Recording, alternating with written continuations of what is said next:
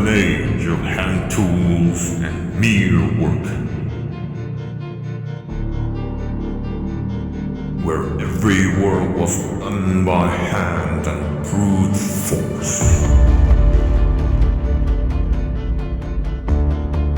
Work was getting overwhelmed, consuming all time and strength.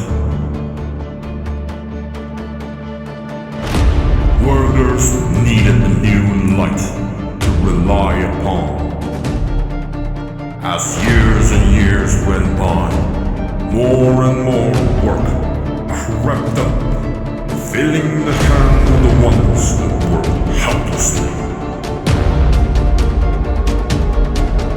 holding on to one hope that a new dawn of heroes come and save the business. New breed of warriors emerged, vowing to fight every work and project. As long as the power was given unceasingly, they swore